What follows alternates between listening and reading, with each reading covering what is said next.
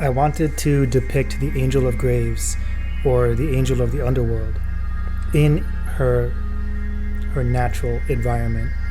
And to do that, I went to New Mexico, to Carlsbad Caverns, which are over 1,000 feet underground and so surreal that you feel like you're in a movie or in some imagined place. So large was the cavern and so deep underground that it was hard for my brain to put all that together. I chose red, or a reddish brown, because I wanted to give that underworld feeling, that almost deathly romantic feeling with the color. And I wanted to show what it would look like if, or how, the Angel of Graves would traverse her landscape.